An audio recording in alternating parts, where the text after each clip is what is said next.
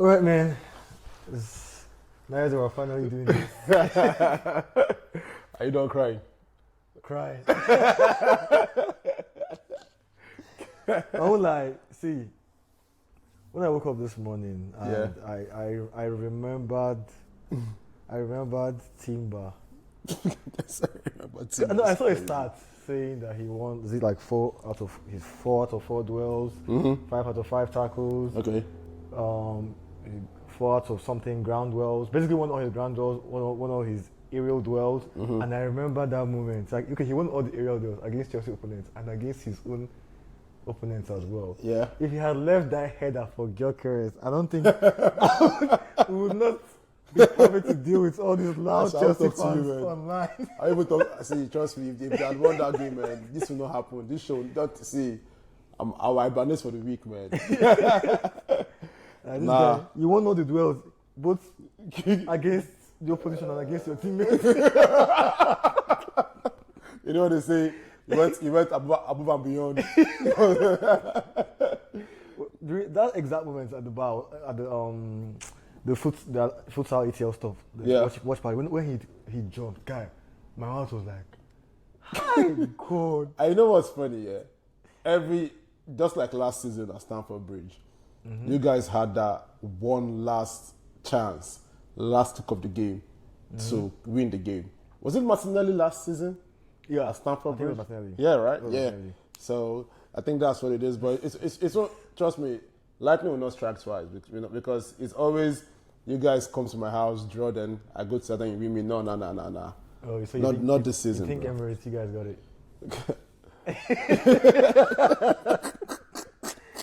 I mean, maybe. I don't know. Listen, before the game, and besides, this is about the Chelsea Arsenal game, guys, about yesterday. You know, the dust has settled, the banter is over, the both seem to share the spoils together. You know, I said it in my preview, man. I'm the big bro and my little bro. You know what I'm saying? So, you know, it's done and dusted, yeah. But one thing we both can agree is big bro never beat me in like how many years now? Are you gonna go down there? You wanna start with violence, bro? You stay with violence already. Nah, but like I was saying, yeah. The beauty of that game yesterday was, first, let's just give credit to Pep. And why do I say that? Like, we're literally seeing Pep's student blossom in front of his, you know, while he's still alive. Like, you understand? Because that's it's true. Like, they both, I won't say learned under him, but they both had internships somewhat. No, I think it's fair to say that, like, a lot of their footballing philosophies can actually be linked to Pep. To Pep, yeah. Both Arteta's, even, I mean, people can say Arteta has become more pragmatic. Yeah. But come on, if you look at his evolution as a coach, starting from the attempt at trying to get us to play more attractive brand of football from Emery, playing out of the back, that's Pep, literally Pep. In the inverted fullback, the battle was actually Pep. You know, with Zinchenko. Exactly. Pep was the godfather of the inverted fullback. Zinchenko. In as much as Arsenal fans always try to shit on them these days, which I kind of dislike, they took us up a level. Yeah. They are literally almost the genesis of us actually challenging for the title. I still remember Gabriel going off even before his injury. Zinchenko. Yeah, as I was saying, inverted fullbacks, buying 4 centre backs. Bro. that's Pep. Yeah, bro. All of that's all Pep. Anyway. Was Pep, the same Pep that we were talking about, like Arteta being more pragmatic. Pep has signed Donnarumma, Pep has signed Haaland. These are literally get the job done type of signings. Arteta followed that up with signing Gyökeres. So they still someone said someone said he's in love with fullbacks so much, man. Like that, he don't like buying fullbacks, but yeah, like you said, you know, shout out to Pep for for gracing us with the knowledge that what we're all enjoying right now. But yeah, like yesterday's game, I'll be honest with you, right? Before the game, and I said it. I mean, I was saying it. People thought I was just being like proud or just, you know.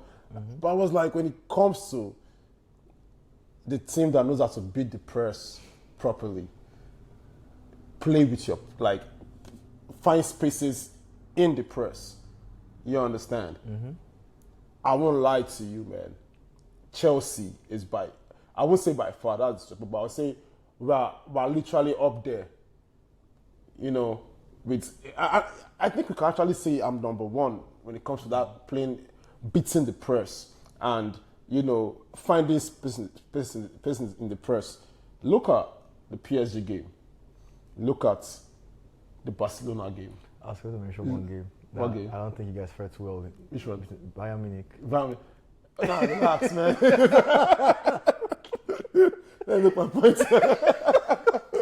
Nah, but Bayern Munich, they don't press. No, they do. They press heavily. Yeah, really. They literally.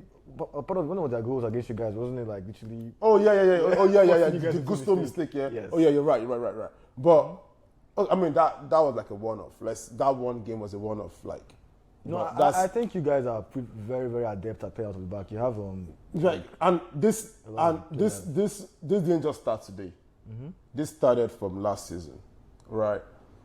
Our first preseason games, when we played against Real Madrid and Man City last season, when Maresca first came to the team, right? And I know we got beat by Real Madrid, I think 4-2, and then the same scoreline by Man City. And the mistakes we were making was, you know, our build-up play. And, you know, knowing like the triangle movement, you know, when whoever is the six drops back, you know, when to pick the ball, you know, those shapes and those movements, we were literally, that's what I call trust the process. You know, we were literally on that, you know, in that bag, you understand? And, you know, Chelsea fans were like, we've been spoiled over time. You know, we are used to, you know, the big money, big signing, get the job done. We're happy. Yeah. But this new ownership, you can just tell they have a plan, and they have, you know, they want to build it from here to there. You understand? And they found the right guy for it, Maresca, championship coach, no pressure. You understand? Work with young boys and do your thing. And you know, it's important we touch base with this little back story, so that Chelsea fans will understand where some fans like me get my confidence from when I talk about Maresca. Yeah. So he was the one that, you know, he took the job heads on to work with the young boys. They sold the project to Enrique. Enrique said no. They sold the project to Nagelsmann. Nagelsmann said no. He couldn't work with, you know, this just young set of, you know, crop of talent. Young but talented. But talented, yeah. Just give it to them. You understand? And when Maresca came in here, there are some changes he made in that team that you can just tell this man knows what he's doing. Yeah. You know. What changes? What examples can we do? For example, he X'd out Disasi, and he X'd out Sterling, he X'd out Chilwell. And I told my friend, it's not like Disasi is like a bad player, like, oh, like, guy, I will become a professional player. No.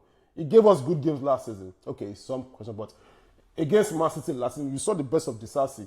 I mean, last 2 seasons, actually. But Maresca just knew that with the way he wants to play with the ball, these guys can't do it. Disasi is not really comfortable like that doing it. And he took a bold step and he X'd him out. You know, guess what? He kept Badiashile. Because on the ball, Benoit is a beast. He's nasty on the ball. You understand? Yeah, I agree. Same thing with Sterling. He said he wants his wingers to play wide football. Like literally touching the line. Yeah. You understand? And Sterling doesn't do that. He likes to cut in and then, you understand, then does his BS. You understand? So he made those tough decisions, and I knew that this man knows what he's talking about. So over time, during that last season, when we were like winning games, and they were like, "Oh, are you going for the title?" Maresca said, "We're not ready yet." People, I don't think. Okay, I won't lie. I didn't like that, him saying that. We are Chelsea. You don't say things like that. But we didn't get to understand what he meant. What he was trying to say is, these guys have not fully synced up. There's no synergy yet. Okay. You know, they don't really fully grasp what I want to sell to them. You know what I'm saying? The style of football we want to play. Like there's a difference in playing something and then being confident in playing it. You understand? It didn't see all these patterns. That's why I was like, nope, we're not ready yet. But now, look at now, right? We've played a season, we've lost matches, we've won matches, we've played big games. Nobody will ever undermine how big that PSG-Chelsea game was. You understand? We've played big games, we've brought in new players. Now there's a spine in the team. You see Caicedo, you see Enzo, you see Palmer. There's a spine in that team. Cowell is injured now, but Cowell also, and then the leader, Reece James, for some miraculous working reason, Maresca has found a way, right, to bring the best, not the best, but to keep him fit and fresh. You understand? So having those things together, put together, like the spine is there. Now when they asked him about that same question, now he spoke confidently. He was like, listen, we are going to focus on ourselves, right? But come March, February, let's see where we are on the table, then we'll go for it. If you understand, the body language and the way it's sounding is different. Why? Because now, if you look at yesterday's game, look at Liverpool's game, look at Barcelona's game, you can just know that these guys know what they want. They understand. Like, before Sanchez gives the ball to Caicedo, he knows why. Before Caicedo makes a turn or move, Gusto knows why is inverting or overlapping. You understand? Like, now, and he has managed a way to, when he first came in, Enzo, Caicedo, they couldn't play together. Yeah. You understand? So he had to play Enzo as a box-to-box crasher kind of player. And that gave Enzo the goals. And that boosted Enzo's confidence too. You understand? And now I've seen that dog in Enzo. You feel me, yeah? So I need to appreciate when you see a coach make this kind of tactical changes, that man has something up there. You feel me? So when I look at all these things, with the way we play, the way we beat opponents' presses, the way we play against big teams, the boys' mentality, that's why I was so confident saying, you know what, I want to play this Arsenal team. I can't play this Arsenal team. You understand? You guys have a lot of freaks in that team that I don't like.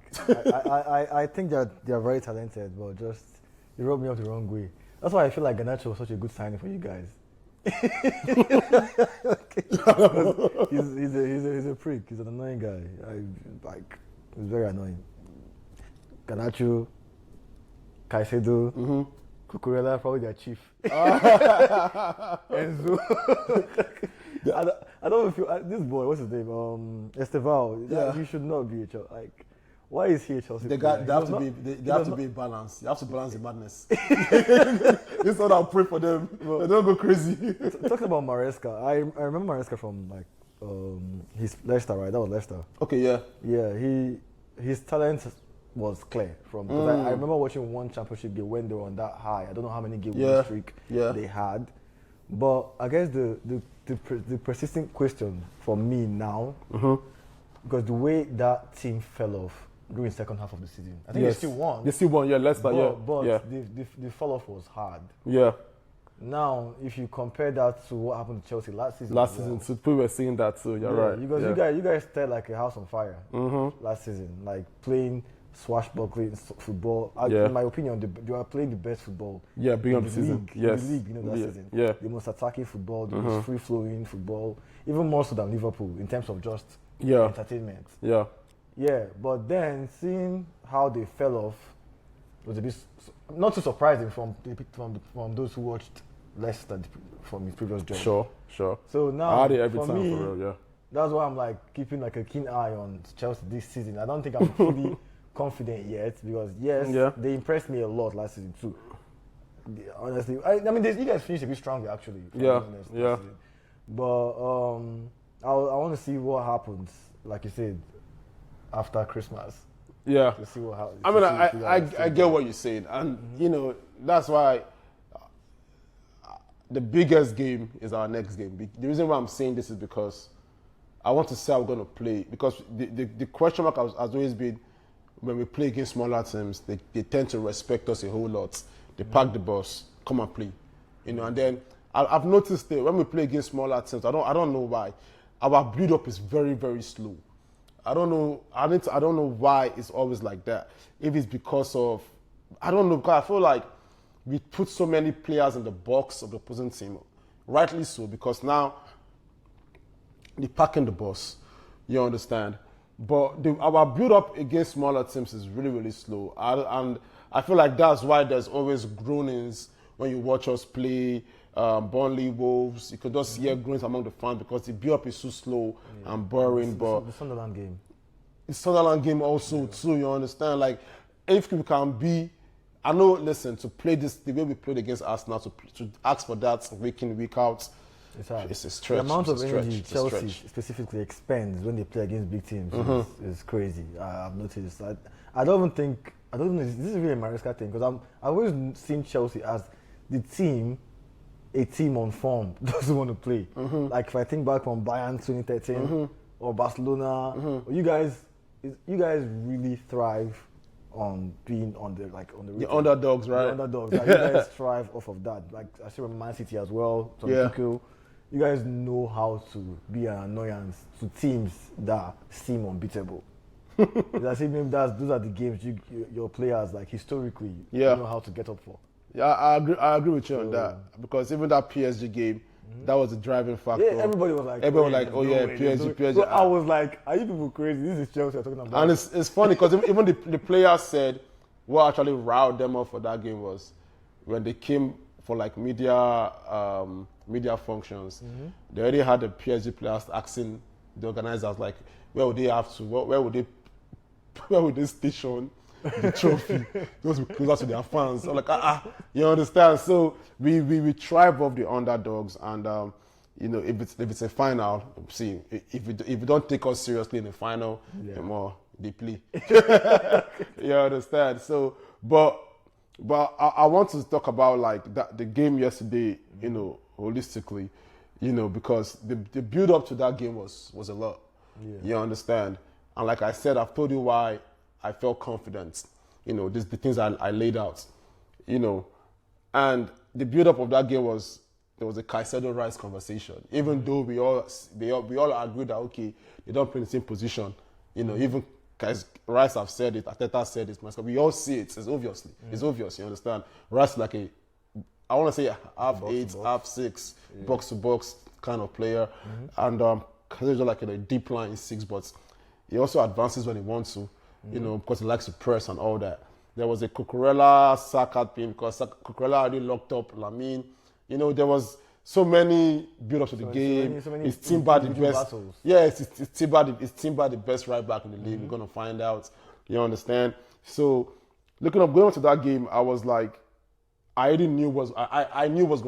expected us beating you guys press. That I expected it. But what I didn't expect was for a split second, I couldn't see the creative spark in Arsenal yesterday. And I was asking myself, is it credit to Chelsea? Or is it that when push comes to shove, you guys just don't have that mentality? You understand? Or is it that it's a one-off game, let's not look at Arsenal like that? You know, these are things we'll get to find out during the course of the season. Because Eze had a good game against Tottenham. He had a decent, fair, good game against Bayern Munich. I didn't see Eze yesterday. You understand?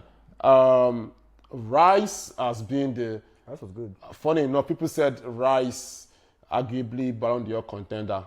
You know what I'm saying? He was good yesterday. He was the only person I would say was actually pretty good. But I won't say it was good. I would say it was efficient enough to hold the fort together because I don't think when the game started, Arteta told Rice to play 6.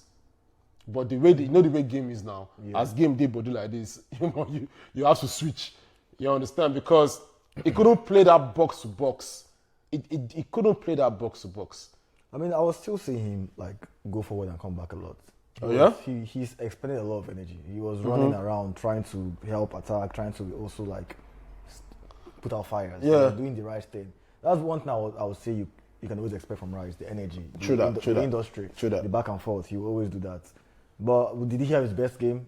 Of course not. But amongst the Arsenal players, I think he was fair enough. I don't think generally Arsenal had a good game, especially what you said earlier, attacking wise. I don't think we tested Chelsea enough.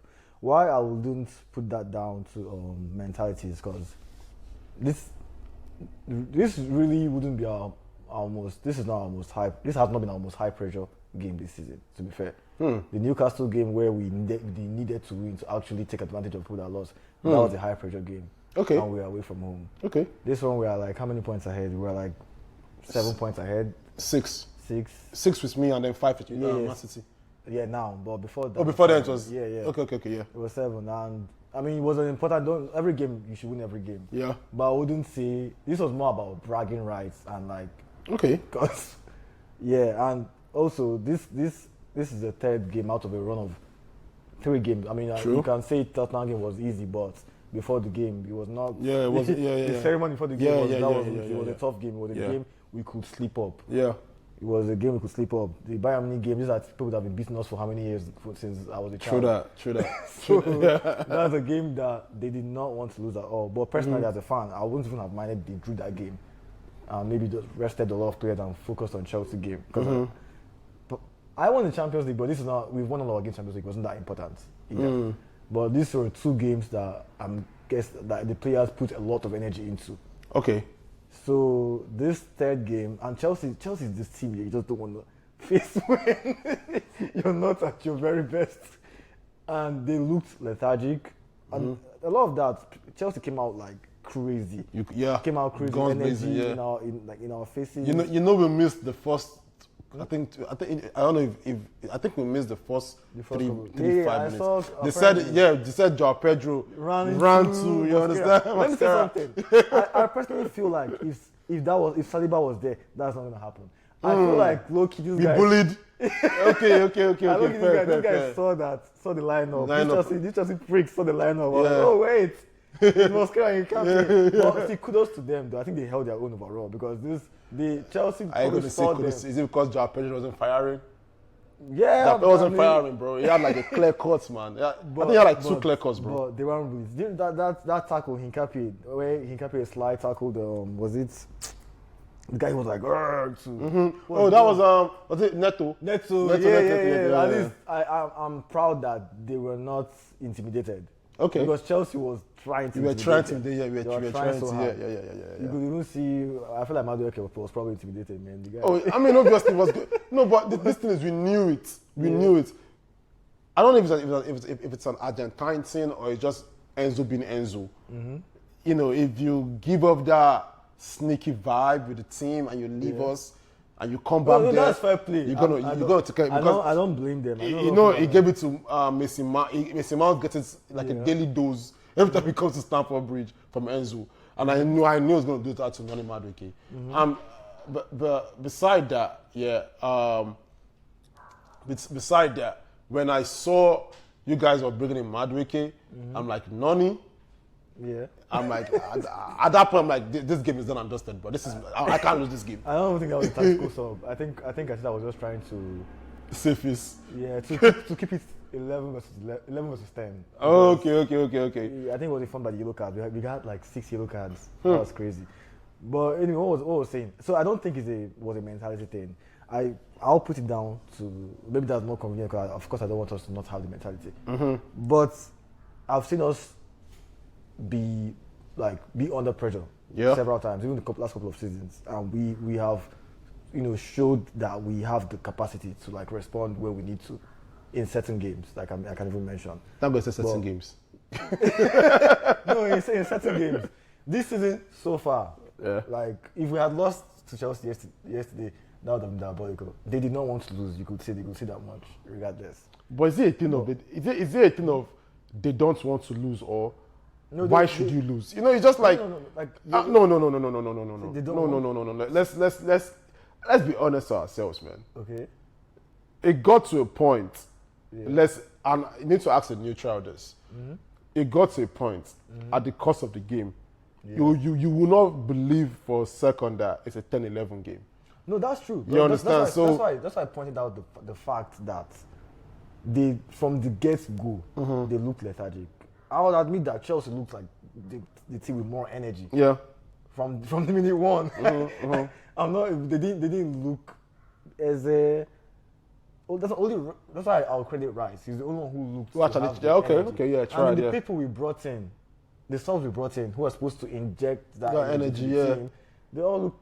Okay, maybe Other guy injured. Odegaard tried. But these are players that have been out for so long. Managers have been out for a couple of months already. So this was. There was just no way Madrid could have done anything in Stamford Bridge, bro. Okay, it's fair play. It was just literally no way. I didn't see it happening. That's added to the fact that probably match fitness has to. Oh yeah, sure. No, I give it that one. I give it that one. Who else came in? It was Odegaard, right? Odegaard, Madueke, and Gyökeres. We all know how long he's been out for. This was probably not the game where I expected him to just come and become your boy. Louis Skelly came in. Skelly, that was the yellow card magnet. I have a feeling they will sell him. I knew Skelly would get a yellow card. I think they will sell him. I think with the levels that Arsenal is trying to reach, with the levels, and I'm please emphasis on the word levels, man, that Arsenal is trying to reach, or what Arteta is trying to build. If he's trying to build that galactical spirit force, I don't think they'll keep Miles Lewis Kelly, man. I mean, when I saw him, he's talented, very talented. But my brother, you know, there's some players that, no matter how good they are, they're not meant to play in a big team. I'm telling you, there's some players that, and it's nothing against them. It's just the way football is. Okay, so why do you think Skelly falls into that bracket? I think because when I see Caliafuri play, and I see Skelly play, I'm not blind. I will pick Caliafuri. That's why if you notice, Caliafuri is getting more minutes than Skelly. No, but he's an international for longer. He's older. He's actually young, but he's older than Skelly. Okay. He's older than Skelly. He's more experienced. Yeah. Couldn't that be part of it? I mean, but Skelly has over the years gathered 1 or 2, 3, 4, 5, 6 England experience now. How many caps do Caliafuri has for Italy? Is he up to 100? Caliafuri has been part of Bologna, but Bologna that went. Okay. I think he's been on a high level for much longer than Skelly. Okay. Skelly only built prominence like last season now. Yeah. I'll give him time. I think he's young. His inexperience is starting to show a lot. Yeah, it's starting to show now. Yeah, you're right. He does not seem. He's also a midfielder. Oh yeah, that's true. That yellow card he got. That's true. I've lost count of how many times I've seen him get the exact same yellow card. Yeah. Literally just being caught out of position, up that's the field, true. waiting to track him back. That's true. So I think he's still, to an extent, he's probably still learning that position. He did very well last season, even though he still made a lot of those mistakes last season, but he was decent, especially going forward. Maybe not in terms of productivity, but at least carrying the ball forward. True. Yeah, he still needs to learn how to cross. He doesn't really know how to cross. And how to know when to track back. And not let this other team's attacker get him behind. He has a bad habit of letting players get behind him, which is why he ends up collecting a lot of cards. Yeah, he just came in. He came in because Caliafuri was on a yellow card and got the same yellow card. Yeah. Honestly, at this point, I don't know if I would have made that sub. But logically, I understand the sub because these guys were clearly targeting our players. Beware. There was one instance where this guy basically shot the ball to João Pedro, and João Pedro just ran into him. Yeah. That was not a foul. Yeah. That was not that. I think I ran that action. Led to the goal. Yeah, I ran that action. I was so mad. Like, what the fuck is this? That was not a foul. He just literally sold that, and the referee bought it. Even though I know you guys hate that referee, but. In all fairness, I was telling you, was actually yesterday, I've forgotten. In all fairness, I think Anthony Taylor, of all the games that he has been very dubious with Chelsea, this is like the most fairest ones I've seen. Now, I'm telling you, man, like, yes, he was throwing out the yellow cards, but Taylor has done some wizardry things, man. Yeah, I know, like, one of my friends mentioned in the group chat, the Bournemouth game, where apparently, so there's a stat that came out that he has the highest rate of, like, cards. So he's giving Chelsea the most cards, something like that. I think there's also a stat that says the time he officiated against Chelsea in Stamford Bridge, is it that we don't win? I need to fact check that, but I know there's some truth in that. Yeah. You understand? The Tottenham game, when our coach was when this guy pulled Cucurella's hair, you understand? Like, there's so many things that Taylor, if we could start with Taylor right now, that's a 1 hour podcast show on its own. Yeah. You understand? But the red card, though, to Caicedo, what do you think? It's a red card. It's a red card. Caicedo is not a rash player. He's not a... He's not a rash player. Listen. I don't think he's a rash player, right?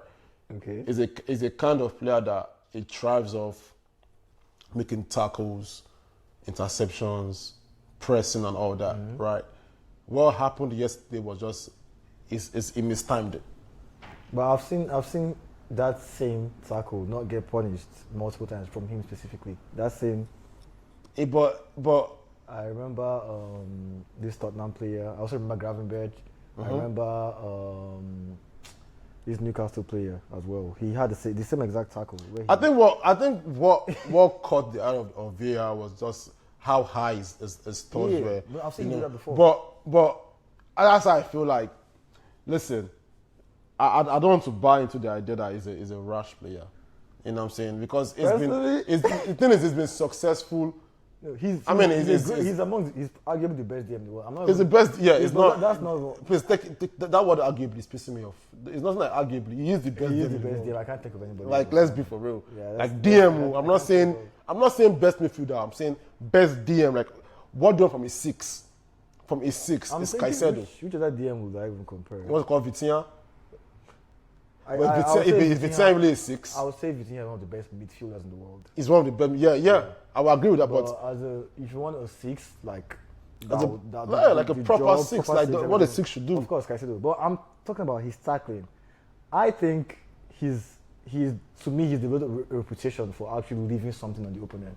I don't think he does not know how to like win the ball cleanly, or he does that on purpose by actually leaving more on the ball. Even in the Arsenal match, I saw him like literally just shove guys out, like trying to say, Caicedo, don't be trying me. No, but unnecessarily, you could just win the ball. I feel like the listen, these players are human beings, bro. These guys, they have iPhone, they have social media, they have Instagram too, they have Twitter. Like the whole comparison of Caicedo, Rice, these guys are human beings too. So you think that's why what I'm saying is you can just tell the emotion to that game was heightened to another. Like they were all on vampire mode. That's how heightened the emotions were. You understand? Like the build up to that game, the pressure of that game. You know, the intensity of that game was so high, bro. Like if you notice, he couldn't even hold the ball. Nobody could for like 5 seconds. That's why Eze couldn't thrive. He couldn't thrive because there was no space for you to hold the ball for like that game pressure was too. I don't know if it's like a message from Enzo to just go off all high like that, or the players are like, you know what, on their own we want to bully us now. So you're saying that game is what drove Caicedo to be as rough as he was? But I've seen him be like that in many other games. But when you've seen him be like that, he's always successful with the tackles. Because they don't book him, but doesn't mean nobody don't book him. Listen, even if there's inconsistency in the officiating, which I'm going to come speak about very soon. But the fact is, I think he has over 7 point something in his tackling ratio, that's the highest or something. But is successful for a reason, guys. Wait, so you don't think he gets away with some of it? Just because he I think the word some is a stretch. Let's just say few, a little bit. Some is a stretch. I saw him make that same tackle against the Newcastle winger. What's his name again? Anthony Gordon. Okay. The same tackle that he did to Marino. Okay. I saw him do it against Gravenberch, and it's one of that player I'm missing for Tottenham. He did it. Okay. That's to me that's a lot. Like, and it's dangerous. Using your studs on the ankle. He's done that multiple times now. I mean, like I said, I think because he's getting away with it. Maybe they were. I don't know, but I might be biased. Maybe I love Caicedo, guys, but yesterday. That's what he called it, the rotation, Shinkika. Yeah, Shinkika, right? Yeah, yes. You know, but yesterday I just feel like. Listen, the man made a mistake. He mistimed this by a split second. Yeah, you know, to me personally, it looked like a mistake. But then I remembered the Gravenberch one and the Anthony Gordon one. I'm like, my problem is, listen. Yeah. Even Maresca said it's a red card. But the inconsistency of officiating in the Premier League, if the PGMOL don't look into this, I'm not going to say it will, but sooner or later, it's just might kill this game that we all love. Because the game against Nottingham, was it Bentancur? Oh yeah, I saw that. Bentancur, and his was higher. Yeah, I saw that. Bentancur's cleat was literally higher, all up on James like this, and there was no review at all. Like, you understand? And I'm not saying it because it's a Chelsea player. I'm just saying that this thing, like now they did to Chelsea. The VAR is good. Operating is perfect. I'm okay. Next match, can it be like? Let's just have a consistency. Yeah. That's all I'm going to say. But for that tackle, yes, it's a red card. I'm not going to dabble into that. It's as clear as day. You understand? But the beauty of that tackle is, and that's I'm going to question Arsenal again and actually question because if I lose arguably my best player, not even arguably, because even the players voted in our Chelsea awards last year, it was the players' player of the season, Caicedo. The players voted for him. Okay, yeah, you understand? So it's our best player. Yeah. If I lose my best player, 37 minutes against a supposedly one of the best thing after sliced bread in North London, Arsenal right now, you understand? And you guys cannot capitalize on that. You should be winning that game. You should, no. That is a game you should win. Like, you've dropped points, you've lost points. 100%. No. Okay. You're saying 110. but you've dropped points to Liverpool. You've dropped points to Man City. Sunderland. You've dropped points to Sunderland. And you've dropped points at Chelsea. That's Sunderland game. A team that listen, I'm speaking because I've won. They gave you guys the template because that game, and yesterday. Yeah, basically we pushed the mirror. Yeah. Just in our faces. But guess what? The Sunderland game we saw Xhaka. What was that Congolese player? There's that Congolese player that plays for Sunderland. I forgot that guy's name. Someone help me out. But Xhaka and that guy, they spurred on and inspired, the physicality, and that's what made them to take points off you guys. Yeah. You understand? To play this Arsenal team, literally go with them with the same energy. Go with them dirty for dirty, like, because back in the days when anytime we play Arsenal, I mean the Drogba days, Terry days, we were known for just bully these boys, just bully them. So I feel like if most teams can come out and actually play like most teams, that's if. I don't think most teams in Prem, besides Chelsea, I'm not surprised. But that one thing about this is the toughest thing in the world, bro. Newcastle, Sunderland, Chelsea. Are there any other teams besides this? Because these are the three teams that actually, even before, like I've been worried physically. I think these are the three teams I know that can match our physicality. Yeah. Well, Chelsea, Caicedo, everyone knows about Caicedo. Reece James, very strong as an ox. You guys have Reece James is one guy that. You guys have a lot of strong players. Sunderland as well has a lot of strong players. Oh yes. Sunderland is basically like Newcastle. Yes. The same brothers. Yeah. Newcastle as well. They can match us physically. So those three games, I'm just happy that they're out of the way. Okay. I'm just out of the way because not many teams can bully us. So unlike before. No, I agree with you, but I'm just saying, look at the people, like the guys that win the titles, right? They don't really drop points in some places. Like Liverpool, I think they dropped points when they won the league, or before they won the league. I think it's like 2 times they dropped points or something. I think it's against after Nottingham Forest. What else? No, towards the end of the season, didn't they? Once they won the league, it was like it's done and dusted. But before they won, they went on a run. They won a run. I'm just saying. What I'm just trying to say is, if you guys are okay, this is the season. We're tired of the Netflix series. Yeah. We're tired of next season. We need this season and call it a day. These are games you're picking up points. I'm sorry, guys, but no, see, 10 you're playing against a 10-man down. That best player is out, and you don't win that game. And then you're telling me fans are telling that this we did not lose. a colleague of mine, right, is a top astute Arsenal fan, right? Mm-hmm. When he was talking, was like, we did not lose. And I'm like, this is the reason why Arsenal have not won the league. It's just mentality, bro. Mm-hmm. Because you cannot tell me 10 man down, 37 minutes, you don't go ahead and win that game.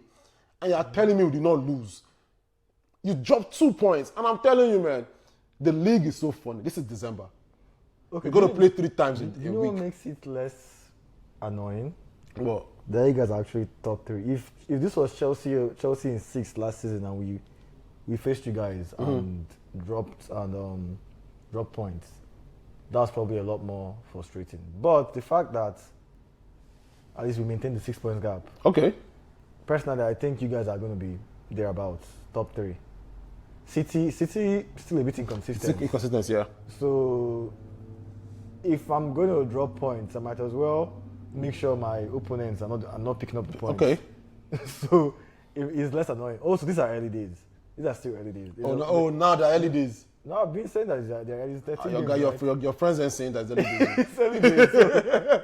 So right now, it's a 5-point gap. As long as we learn from this. But personally, I don't. But Pep is so weird, though. I know you can. You don't know what Pep wants to do. You can always go on a Pep run. Can go on a weird 7-10 games and then boom, that's it. But if we're going to drop points at all, at the end of the day, the reason why Arsenal has not been winning the title for the past couple of seasons, guess what? The small games. Yeah. We actually have a pretty good record against Chelsea, City, and the rest. Yeah. Even though this season, we're just looking at the opposites now. We're now dropping points against the big team and winning the small teams. But at the end of this, statistically, you gain most points from the small teams. True that. So make sure you beat who you're supposed to beat. No Arsenal fan is going to be mad, going to remember this game if we make sure we beat obviously. the Brentfords, the Villas, all the... if you win the league, this game if we draw the Liverpool game, the City game, the Chelsea game, the world makes sense. Last, where did we go when the season where we did not lose in London derby? We drew City and won them at the Emirates. We beat Liverpool, and we end up losing to the likes of Villa, West Ham. What happened? No one's gonna be mad about this game later in the season. But so I just have a weird feeling that now that teams have seen the blueprint, this has to play this Arsenal team. Yeah, they will try. A lot of them will keep trying. We're gonna see. Brentford is coming. I'm sure they will try. Brentford. Yeah. You know that nasty in set piece, bro. I know. And what I'm worried about is that that striker Igor is picking up numbers. So is it 10 goals now? But a lot of them are penalties though. But for a striker, the numbers boost your confidence, bro. Of course. But what I'm worried about that set piece thing, because you can see how prone to set pieces we are now without Gabriel and Saliba, and also we look a little bit not as threatening as we usually are on the other end as well. So that's a little bit of a worry. But hopefully Saliba is back soon because it was a knock. Is it 1 month? Is it 1 month? I mean, I'm thinking like a couple of days. Hope it's not 2 months or big. I know Gabriel is 1 month. Yeah. But Saliba, I heard it was just a knock, so I hope that's just like a couple of days. Hopefully he's back against Brentford. But I mean, then again, Mosquera and Hincapié, they can also keep developing. If Chelsea did not rip them apart, I'm guessing most teams won't be able to. So, yeah, you're right. I mean, I just feel like, we'll see. We'll see. But we've seen that against Sunderland, it took someone to own that midfield. That was Xhaka. Against Chelsea, that was a bad. It took Chelsea, man. It took Reece James. Reece James had to hold down that midfield. You understand? So I feel like if teams start seeing that, okay, because now we're seeing that this Arsenal team actually, you can't actually touch them, because it was they're miles away, they're untouchable. You know what I'm saying? But you can actually touch these guys. I mean, now we are a bit depleted, so we are more touchable than we were. So, also, man, see, Chelsea's defense, with all the injuries, they still look really good.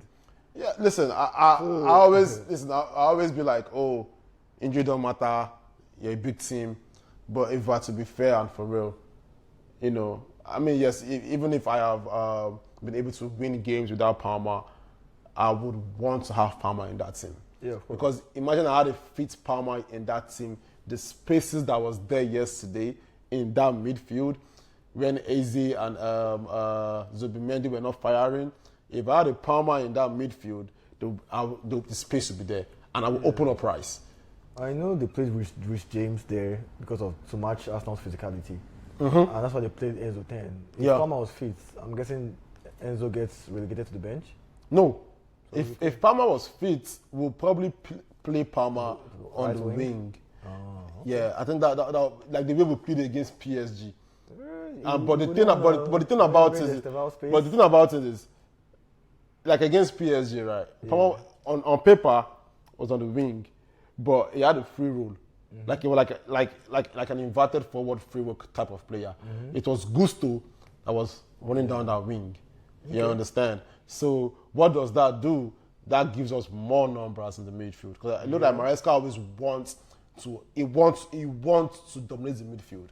You can tell his style of play is he wants his team to always want to have the ball. You know, and to be aggressive with the ball. I mean, on and off the ball, but his major focus is he wants his team to have the ball in the midfield. So because he feels like you can dictate the play. I mean, rightly so. That's why we have, most of the games, Cucurella does the inverting, or sometimes Gusto does his own inverting. So, and then with James there, sometimes you can see like 5 Chelsea players in the midfield. And once we've taken over the midfield like that, we start gaining momentum. It has its risks, but the gains we getting so far this season, like long may it continue, man. Yeah, so you think that he wouldn't want to also make use of Esteval's space, so you drop? Okay, I guess he can bring him second half. Yeah. I mean, no. That boy, that lad, bro, that boy is in the best of hands, man. Yeah. There's literally no pressure. Also, on that the way Maresca is managing him, managing Reece James too. Yeah, is chef's kiss. I can't lie. Yeah, like the way he's been able to manage his injuries so far. Also, I think that midfield role is probably perfect for him. In a sense, because he allows him to make use of his ability to play under pressure and turn out of pressure. Close control, he has that football IQ. He has that football IQ, man. Literally second to none. Yeah, reminds me of Tom Huddlestone. If I know Tom Huddlestone. Yes. Yeah. Was it Hull City and Hull City? I think he played Tottenham. No, I think so, but I just remember. I know Hull City though. Yeah.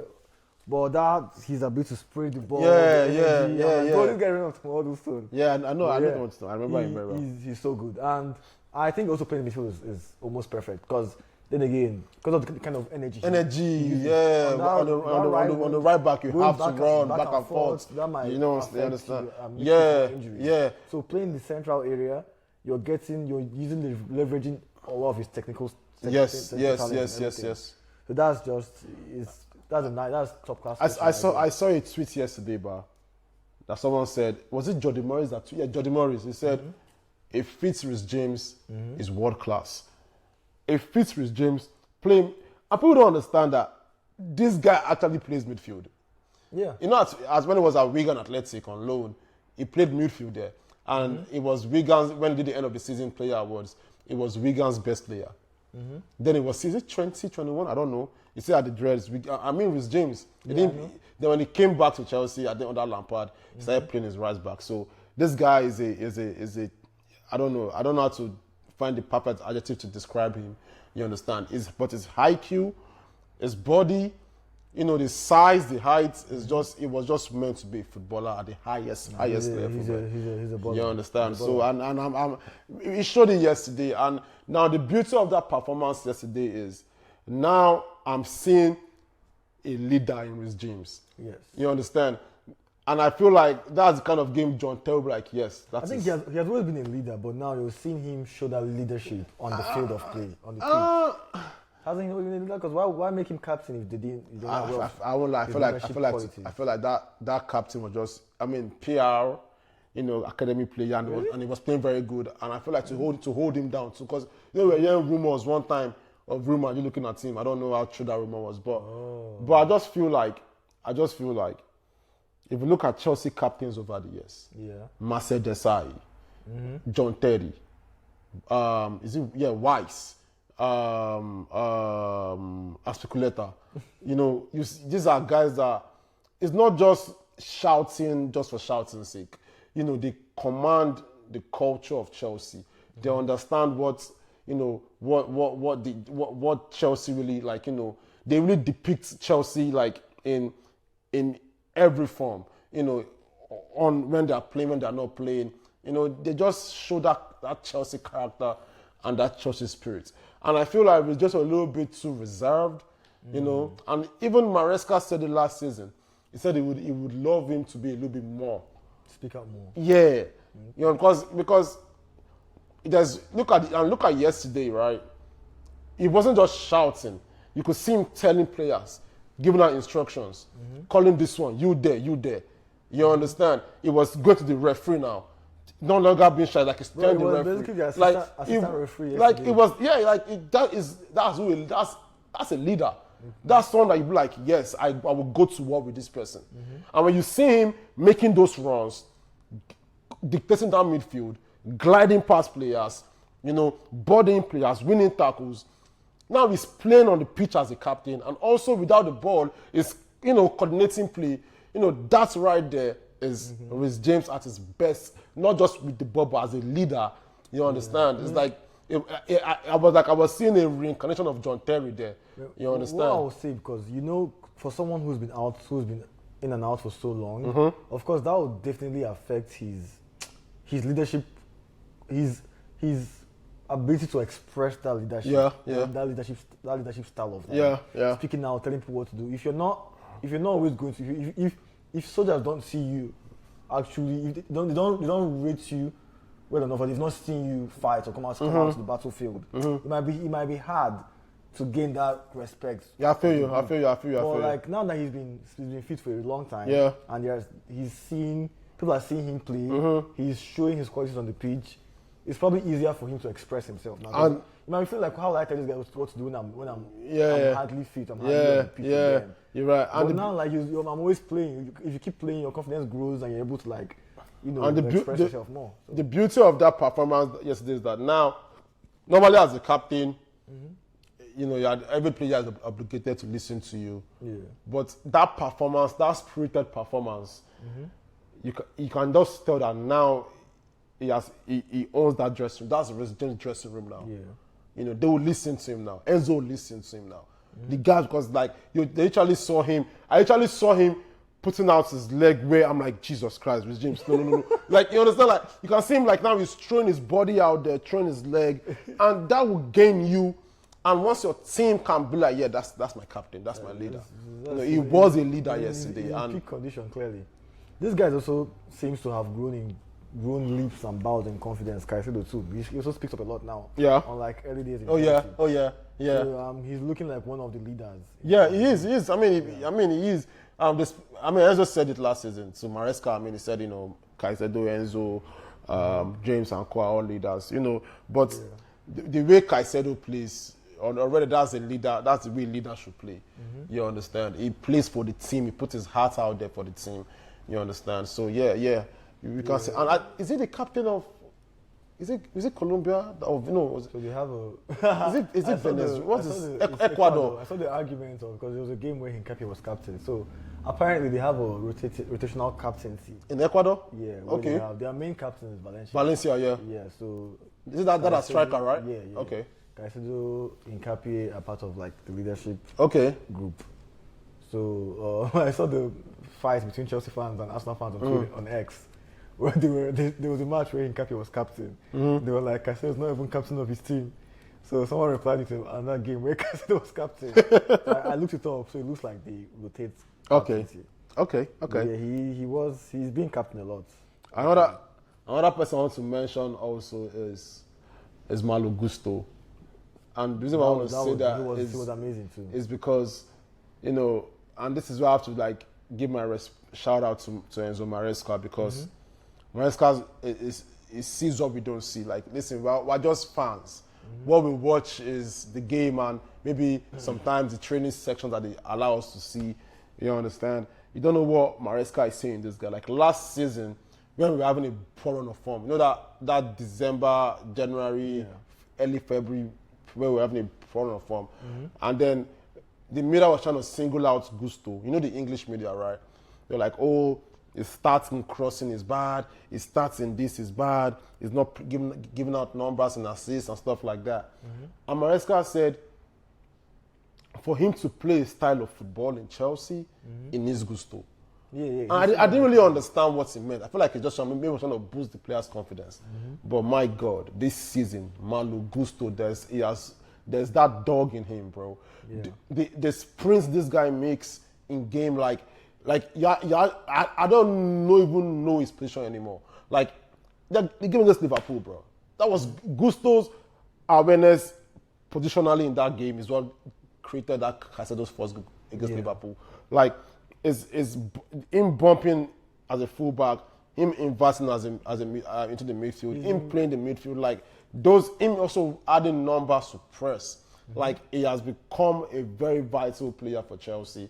And I'm telling you, man, we can't call the first 11 without putting Gusto in that list, man. He's there. He's been very, very good. That's why I don't see the points of all those conversations between Timber and Reece James who's the best right back. I think Timber's been one of the best right backs in the league. No. I'll give it to Timber. So this season, Timber, yeah. Even the game yesterday, I forgot when I was mentioning Arsenal players who were solid. Nothing barely happened in that right, and that's because of Timber. Timber, yeah. But I think Reece James is one of the best footballers in the Premier League. He's not really. It fits with James is one of the best. It's not really who is the best right back. Yeah, it's not. Yeah, he doesn't really play the game like a traditional right back. He's way above that. So the argument should be more about Timber, Gusto, and what's the boy in Fulham? Was it Robinson? Is it Fulham? Robinson now. Yeah, Robinson. Yeah, Robinson is pretty good as well. Yeah. These are real fullbacks. But Mal Gusto has impressed me a lot. I kind of don't always talk about him because I got a question for you, man. I know you're trying to run from this question. I'm going to ask you, bro. Is it high time you guys start benching Saka? He assisted yesterday. So, you see how he turned Cucurella on the touchline? What do you mean? See, I'll admit Saka has not been at his best, but even Saka's mid performances so far produces results. Numbers too. So, bro, part of the reason our attack hasn't been firing yet is because we've not really had a consistent front line yet. Like, people keep going out, coming back in. Like, at some point when Odegaard, everybody come, Madueke, Arteta starts, everyone is fully fit, and I expect the relationship between Saka and Eze to grow. Maybe something akin to what like Eze had with Olise. Because Eze is a goal scorer, actually. He is a goal scorer, and he has a nice finish. I like him. He's a good player. He's a good player. I like him. He's a good player. Yeah. I don't think we can even bench Saka. Who are we benching Saka with? Is it okay? We can't afford to bench Saka, and he might not have had his best game. Then again, he went up against a very, very, very energized Cucurella, and he still got some joy. He didn't have, bro. No. Let's see. Barring the assist, which is vital. It's good for you guys. FPL, you got an assist, but bro, Cucurella locked him up so bad that at the 73rd minute, they had to switch, bro. Did he? I mean, Madueke was useless on the. It was useless anyway. But the fact is, Saka had to switch for a reason. I feel like that reason actually has more to do with Madueke being completely useless on the left. So why not put Madueke in his best position and put Saka in a position where he can also try? Okay. But what I'm saying is that for that assist, the person who he took on the run and cut back was actually Cucurella. That he did not do his best there. But then again, very few wing backs can stop Saka from whipping it with his inside foot. So, I mean that right there is football. Listen, it's not. This is not robot. This is not AI. Yes. You don't just configure, settings, put script in the server, and then boom, run it like this. No. Your man no do. You understand? I see your man no do. I'm weak. See, I'm gonna give him credit. He didn't have his best game, and yes, a big reason of that was Cucurella. Yeah. But he still did something. Yeah, okay, it was effective. Yes, he was still effective. Fair. So, and he still helped us defensively. That's why. Listen. Yeah, so benching Saka. I like Saka, man. Yeah. I keep saying it. You want to win football matches, you need a complete footballer, a complete 11 And Saka, you cannot undermine what Saka brings to it. You know what Saka will give to you. You know, offensively, defensively. You know, he's someone that will go and go and go. You understand? He has that energy. Yeah. He's a lovely lad. So listen, I love the guy, but there's no way he's gonna go against Cucurella and smoke him, bro. Hell nah, bro. I mean, nah, bro. He has on occasions they've met. Which occasions, bro? Even last season, bro. They hardly see. I mean, bro, I see they have not, bro. They have not trying to hold him. They have not been a game. They have not been a game. He was 100% Saka. 100%. I agree. There have not been a game where I've seen Saka against Cucurella. I'm like, whoa, we smoked him. Ooh, that was nasty. I've not seen that game, bro. The only player this season. The only player this season. Before he was not smoked. Huh? The time where like you had to buy like Cucurella was trying to drag him. Where like Cucurella and some other person was behind him. Bro, that's bro. Like I keep telling you, bro, these guys are not robots. I don't know. This Saka is a good player, but my point is, look at the way Olise smoked Cucurella, Bayern Munich, Chelsea. Yeah. I've not seen that performance of. Yeah, I've not seen that. That's what I said. Like I've not seen a game where like Saka completely had him 100%. But have I seen Saka like get by him multiple times? I have seen that. So it's not like Cucurella does pocket him completely. Like, bro, is that not going for the Premier League and the Champions League? If push comes to shove, do you think you guys have to prioritize one for the other? Because now you're already telling me that, you know, now we are seeing you guys are losing your defense. You know, Saliba, Gabriel, there's a weakness in there. We are seeing that now Odegaard is back, Eze is back. Odegaard is back. Eze is there. Zubimendi and Rice. Odegaard is your captain. There'll be, you know, do you play Odegaard and Eze? Do you play, because Rice has to play. So do you bench Zubimendi? You know what I'm saying? And in some games, or is it a thing whereby now that Saka is not giving you the Saka that you know in Saka? It's not bad, but Saka's level is not giving you that level. You know, you guys attack, we're not sure yet. Is this good guy? Is he a model? Is he trying to apply for Love Island UK edition? I saw this scene where Chelsea players are trying to fight him. This guy was touching his head. Bro, I don't know, you understand, man. These New Jersey footballers, you don't know what their side hustle is. You understand? So my thing is, with these factors here, do you think you guys can go all the way? December will be a test for everybody. Do we have a squad for it? 100%. We have a very deep squad. Saliba and Gabriel will still come back. Eventually. Okay. You will have them back, and better to have these injuries now than have them in crunch time. True. So they'll be back, and hopefully they'll get back in the swing of things pretty quickly. But I'm gonna go for everything. I mean, they've started us for years. Why not just give us, if possible, treble one go? But we have to prioritize. You lost my treble, bro. Man, this AI. Relax. You know what Okay, let's focus on double first. This guy literally said treble. What do you mean? Carabao Cup should be treble too. See, we're already in semi-final. I'll be quarter-final. Yeah, we're quarterfinals. That one can come quick sooner than any other trophy. Okay. But for Champions League or Premier League, there's a school of thought that says if you want to be the best team, if you want to be considered the best team, you've got to be the best. You have to win your league. Okay. You have to win your league. Because part of the reason why Madrid's we're not, they win the Champions League and everything, but people will still be like, yeah, they're not the best in the world. You see, Madrid will win Champions League. Next season, they are calling City the best team in the world. They are calling back the best team in the world. Because Madrid, over time, could not win their league. Their league. Barcelona's Champions League unity were way more respected. Why? Because they dominated Spain and Europe. Yeah. Man City was more respected as well than even Chelsea. Yeah. Because they dominated their league and Europe. So I think to gain respect, you gotta win your league. Yeah. But the reason I don't completely apply to that school of thought is because we've never won a Champions League. So if it was either or, of course. Personally, I want to win Champions League. Yeah, but unfortunately, the one that ends first is league. So we have to. You know what's funny? Yeah. What? Someone said when you argue with an Arsenal fan, they will go, but you don't enter that European league, like European title, European anything Europe. You just go deaf like. I want that thing to end. Bro. If it was one or the other, I'll pick Champions League any day. Like, but I understand when people say winning your league, that's 38 games. You know, like that's. I mean, it's the hardest one to win. Even I think Reece James even said it. It's the hardest one to win. Yeah, that's 38 games. So you have to be good for 38 games. Because Champions League is the matter of form on that day. Yeah. So, what do you think is considered a good season for Arsenal?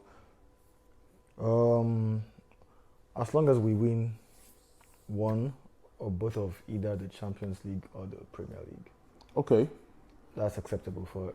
I'm speaking for every Arsenal fan. I don't think anybody will be mad if we win one of those two or both of them. Is there a world where you guys don't win either of them?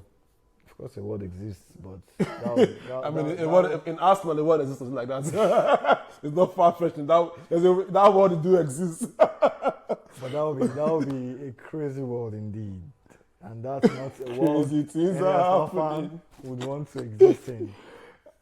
Yeah, that would be wild. If that happens, do you think it's just not meant for you, Arteta? Take a bow. Yes, and not even. This has nothing to do with ability as a manager. I think at this point it will be clear that maybe because of the constantly coming close several times. Who knows? A mental block might probably exist at that point. Okay. And he would not winning any this season, despite being so good now as we are right now. That will be one heck of a mental blow. Okay. And for his own mental health, I think he'll have to leave. Okay, so I think he'll win somewhere and he'll win things. Okay. He might not be at Arsenal. If he doesn't win this season, he might not be at Arsenal. Okay. So January transfer is upon us. I mean, it's coming. Yeah. Just less than 30 days. Do you think this team right now is complete, ready to go, squad depth, regardless? We have seen that Gabriel Saliba out, Maresca and Kapi in. Do you think you guys soon to go to the market and buy either one or two or another two players? Do you think so? Not defense, but maybe in attack. I would definitely love someone like this guy in Bournemouth. What's his name? The left winger, Semenyo. Semenyo, okay. That would not be a bad buy at all. He will definitely improve us on the left. Not to Martinelli and Trossard has been in immense form before his injury. Yeah. Martinelli too in the beginning of the season, but I think Semenyo will be nice if we can. I feel like Semenyo has reached that level now, whereby he has to be a starter where he goes to now. Yeah. So that means because that means I'm buying someone to come as a. That means I'm going for a 75-80 million pound player. Even if not a squad player anymore. He will start games, but if Liverpool can buy a 90 million player and the person is rotating, I'm pretty sure Semenyo. I just shots fired right there, man. Headshot. if Semenyo goes to a team challenging for the title, like Arsenal, Liverpool, even Chelsea, like is him rotating, competing for places? He's a big thing for a reason. That's right. So he's definitely gonna have to compete. I don't think he's gonna be an automatic starter. I think Arsenal has passed that level where if you buy like a 90 million player, he has to start. Okay. You have to earn your place in the team. So that means you're saying you guys still need at least one more player in that team to be like, okay, yes.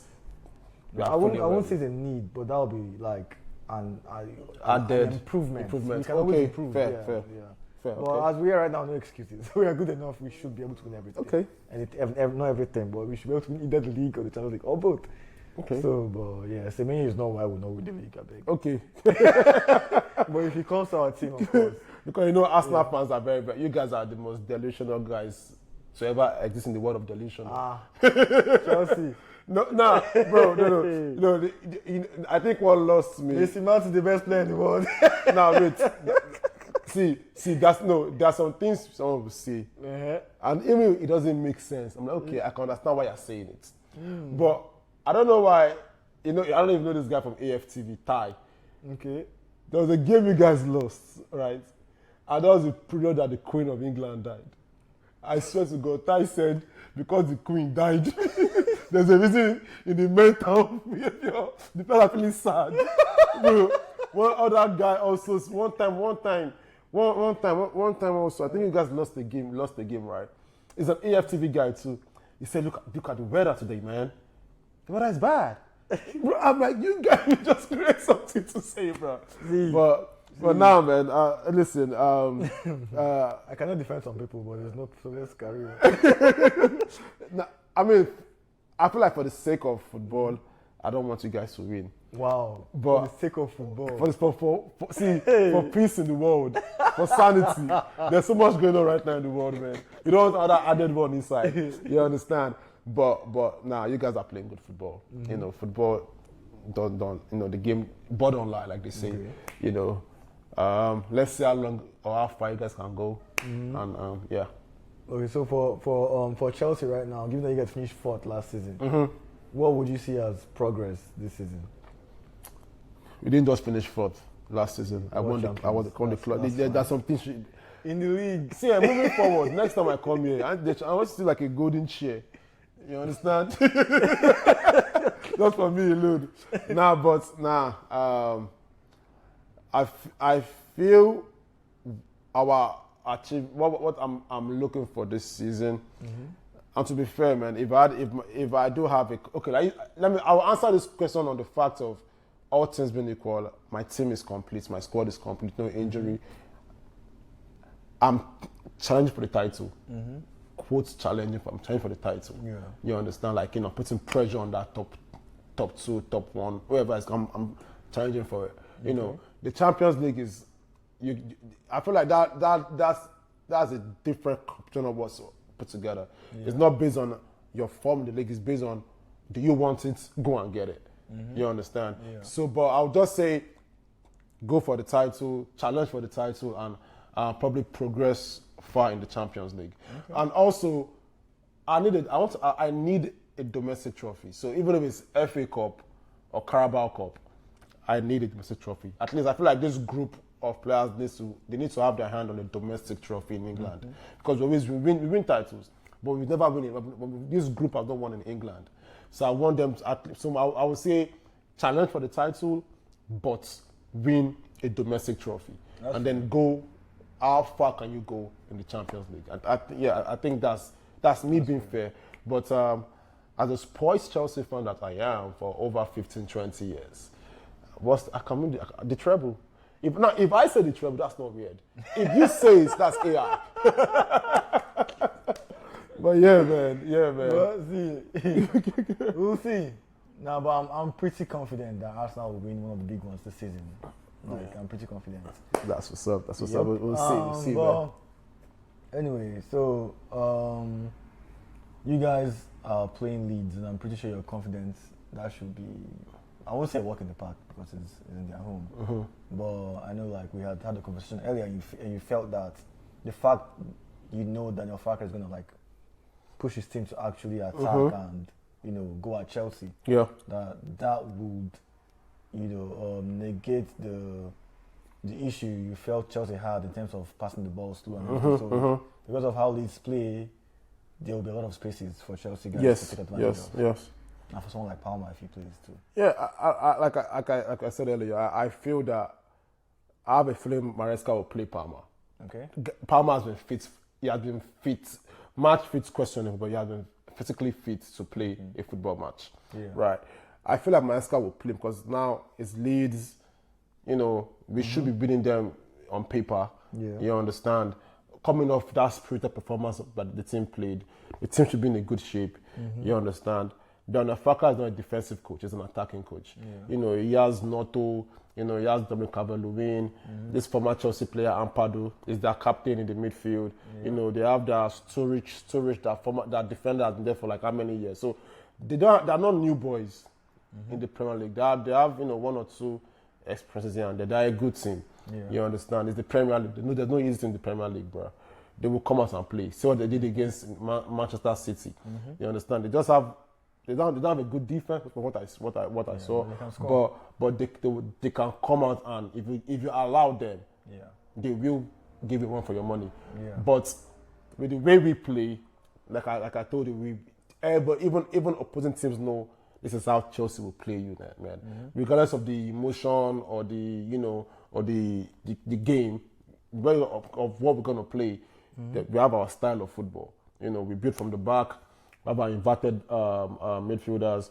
I don't think Reece James will play, but we have Enzo doing his box-to-box crashing football, and I have a feeling he's gonna play Palmer. I don't know why. I think he's gonna play Palmer or Stas Palmer. Picking spaces in the pocket areas. Our wingers playing wide, either Neto, Garnacho, or Estaval. You understand? Which I think had a good game against Arsenal. People are questioning me on that one. And then I feel like João Pedro would want to have a point to prove now, because now that the eyes are on you now, bro. Like, are you a fluke or what? You understand? So I feel like if we come out based on that performance of that last game and based on how we play, if we can move the ball a bit quicker against the smaller teams, that's just my Chelsea worry. will be confident for sure. You understand? If we can move too confident. Yeah, if we can move the ball quicker and we take our chances, because we'll get a concede in this game. João Pedro, take your chances. You understand? Delap must come from the bench, try and at least give João Pedro a run for the money. Like, compete with him. Like, what I'm saying? Yeah. Like, I'm not saying go and fight people, but stamp your mark on the pitch. Like, let them feel your presence. If you can have that kind of competition within Delap and Pedro and our players playing to the football that we know how to play, which is, with the ball, we're aggressive, we'll find openings, and I see us winning that game comfortably. I'm seeing a comfortable 3-0 lead. Okay. Well, I expect you guys. I'll be surprised if you guys don't win. Maybe the only thing I can see happening might be Chelsea might still be high on the emotions of the Arsenal game, and that might impact the game. But I expect you guys to win, just on paper and how I see both teams play. I really don't see Leeds troubling you guys too much. I don't see it. So I don't think that midfield is enough. I don't think the midfield that I saw on Saturday can actually stand the midfield of Enzo, even Andre Santos, and if Palmer plays, I don't see them worrying us. Yeah. But I know they'll give it a go. They'll come out. It's in the stadium. That could be their undoing. But that will be their undoing. Yeah. If you come out, I tell people, if you come out and play Chelsea, we are literally like I said in the beginning of the pod, we are the best team in beating your press. If you come out and play me, I will beat your press. I will find the balls in between the lines, and I will beat you. With my pacey wingers. I'm a pacey team. Even Reece James is running now, bro. You understand? That's a lot. That's carry hours for the league. You know what I'm saying? Like, if we're good on the ball, we'll pick our positions. And I'm telling you, man, my thing is just if I can move the ball quicker against Leeds, I kill them 3-0, easy. That's fair play. Well, for Arsenal Brentford, I don't see how we don't win the game. Honestly, I mean, you pointed Igor. Yeah. I think where the strengths I would say that is strong for you guys is that Emirates factor, the atmosphere in Emirates. My God, be it home or away, I don't see Brentford beating us. But look at it this way: they've picked up points against Chelsea. They beat Liverpool. They won their last game, and you're as good as your last game, right? I'm not saying they will win. Liverpool this season. Listen. See, I see this Arsenal team, at least so far. Like, I don't see them. I mean, it can still happen eventually. People go off form. But anyway, you're right. It's Emirates, and that's an added. That bonus. atmosphere alone is. That's an added bonus. Why I see. I've literally seen games whereby you guys are playing, and then you guys are dropping the level by 10, 9, 8, and then it's then Arsenal. Then boom, you guys go to another full throttle. Like it's just like back in the days when you go to Anfield. You know that once that crowd pumps them up, it's a different story. And I feel like that's what Arteta is trying to do with Emirates. So I just 100% change the atmosphere. Yes, yeah, so I just feel like that would be a and then also you guys will want to give a statement of based on the last performance. We need to put out a statement after the Chelsea performance.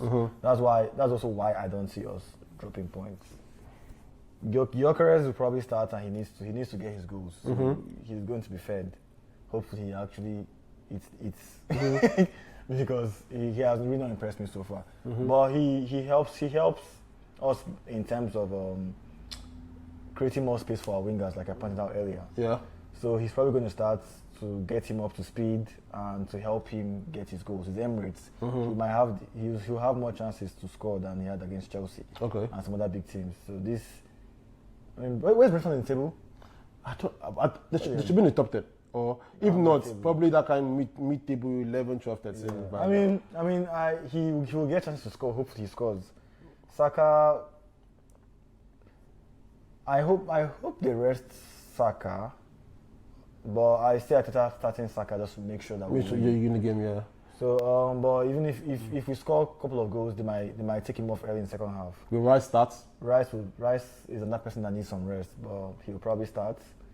And Odegaard will probably start because Eze looks very jaded. Martinelli could start on the left wing, but the back four is easy. I mean, Zubimendi will start for sure.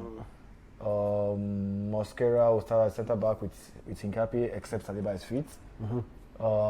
Timber is someone else who needs some rest, so maybe Ben White might get game time. Calafell will probably start on the left because they took him off early because of the yellow card, so he'll probably start. But Arsenal, this should be 3 points for Arsenal, 100%. If they don't get 3 points, what's a prediction? I'm singing crisis. What's the Abel game? 3-0. 2-0. Who's going to score? Yeah. Saka will score. I think Saka wants to score. You can see it in his eyes. He wants to score a goal. Gyökeres will score. I couldn't see it in his eyes. He gets to Corella. Saka wants to score goals for sure. But I think Saka will score. I think Gyökeres will score. Also, I think Rice is due on that goal. Rice? Yeah, I think Rice. You don't see Rice score. Okay. You don't see small. I think Rice could score. I see Rice scoring. Okay. Also, maybe Maresca. That you said 3 goals now. See, if Saka, Rice... someone will replace... If Rice doesn't score, Maresca will score. Maresca will score. Maresca now needs to score goals. He scored against Bayern, didn't he? Yeah, as long as I don't 07 pass, 1 pass, 2 pass, 3. He scored against Bayern now, but he hasn't scored in England now. He will score. That's why I said maybe he will score, actually, not Rice. But, yeah, I think I see some scoring 3-0. And we are also due a clean sheet. We've considered goals in the past couple of games now. You guys will kill me. We need another clean sheet because in the Prem, we can't be constantly like this. So, yeah, 3-0 Arsenal. It has to be a comfortable win. Outside of stress, we need to go back to Tottenham. So Wednesday, yeah? Huh? Wednesday, yeah? What is it? So Wednesday. Yeah, Wednesday as well. We can't play Tuesday, we play on Sundays. Okay, alright. But anyway, it's been a nice pod. They don't know this is our second time doing this. Take